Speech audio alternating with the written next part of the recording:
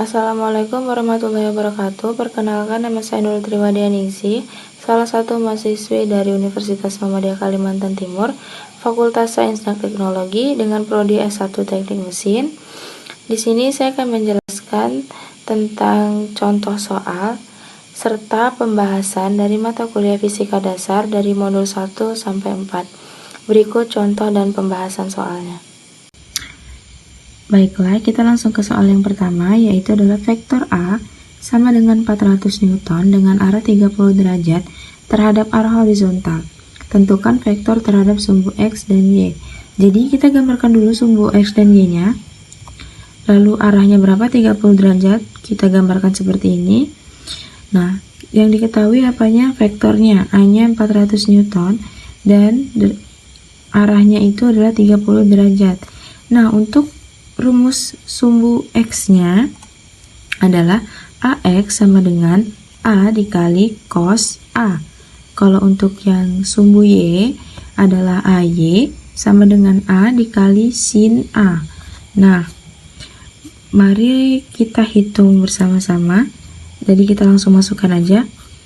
AX untuk sumbu X-nya sama dengan A-nya kan 400 kali 30 derajat. 3 cos dari 30 derajat itu adalah 1/2 akar 3. Jadi kita tulis juga 400-nya di sini, lalu dikali. Kita coret 400-nya dibagi 2 jadi 200.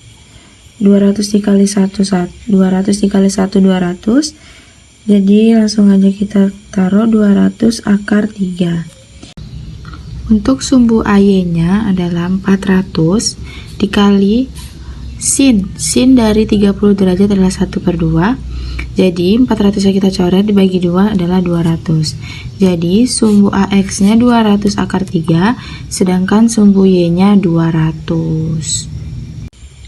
Oke, jadi kita langsung ke soal yang kedua, yaitu ada dua buah gaya yang besar masing-masing 50 Newton menggapit sudut 120 derajat. Besar resultan kedua gaya tersebut adalah, jadi di sini sama-sama masing-masingnya sama-sama 50 Newton atau sama. Jadi kita gambarkan dulu seperti ini dengan sudutnya 120 derajat. Jadi F1-nya 50 Newton, F2-nya 50 Newton juga. Nah, resultannya, rumusnya adalah akar dari F1 kuadrat ditambah F2 kuadrat ditambah 2 dikali F1 dikali F2 dikali cos 120 derajat. Nah, jadi kita langsung masukkan aja angkanya, yaitu adalah F1-nya, jadi kita bikin dulu akarnya seperti ini. F1-nya 50 kuadrat ditambah F2-nya 50 kuadrat ditambah 2 dikali F1-nya 50 dikali 50.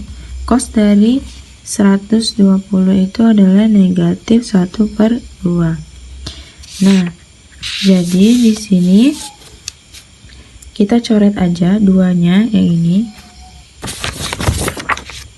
Coret aja yang duanya yang ini sama yang ini.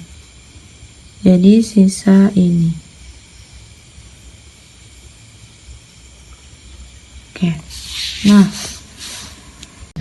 jadi kan sisa yang ini, karena duanya tadi udah kita coret, jadi 50 kali 50 itu kan sama aja 50 kuadrat. Nah, jadi kita boleh coret yang ini. Jadi kita tulis aja akar 50 kuadrat. Nah, kuadratnya dikuadratkan jadi sisa 50. Jadi resultan gayanya adalah 50.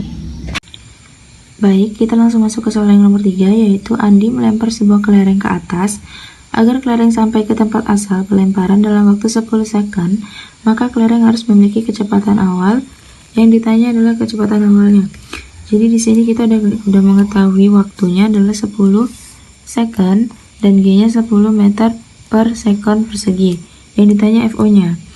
Karena kelereng setelah dilempar kembali ke tanah, maka HO-nya hanya sama dengan 0. Maka FO dapat diselesaikan dengan rumus H sama dengan FO dikali T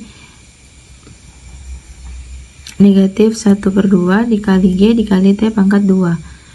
Tulis aja, hanya adalah 0 sama dengan FO dikali 10 dikali 1/2 dikali 10 dikali 10 pangkat 2.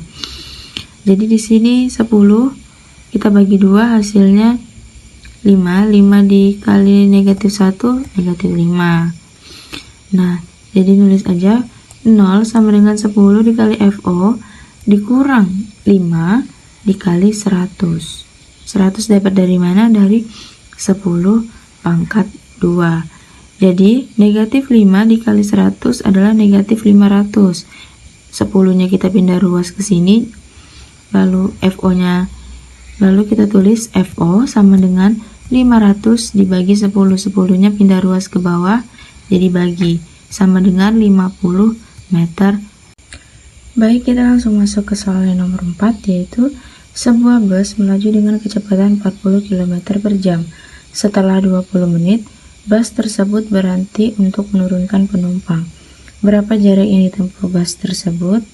Jadi di sini saya sudah menuliskan V sama dengan 40 km per jam, T itu adalah waktunya 20 menit. Nah, jadi supaya kita nggak ribet untuk harus ngubah ke second atau ke kilometernya lagi atau ke gramnya, kita ubah aja ke jam. Jadi 20 menit itu sama dengan 0,33 jam. Yang ditanya apa? Tanya jarak. Nah, rumus jarak adalah V sama dengan S dikali T. Nah, V-nya berapa? 40. S-nya nggak tahu kan, jadi tulis aja S kali 0,33. S-nya kita pindahkan ruas, jadi 40 dikali 0,33 adalah 13 km. Jadi jarak yang ditempuh bus tersebut adalah 13 km.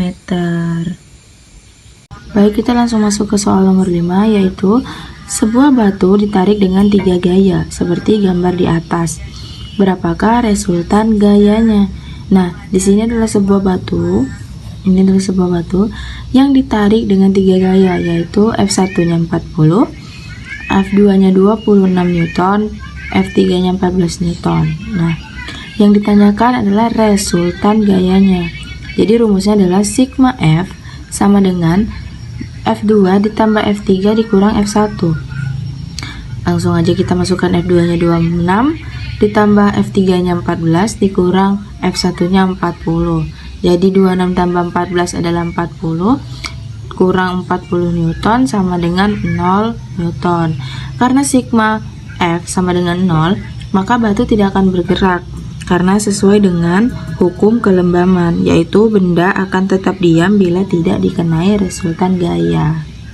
Baik, kita langsung masuk ke soal nomor 6, yang dimana adalah benda bermassa 3 kg bergerak dengan percepatan konstan 10 meter per sekon persegi.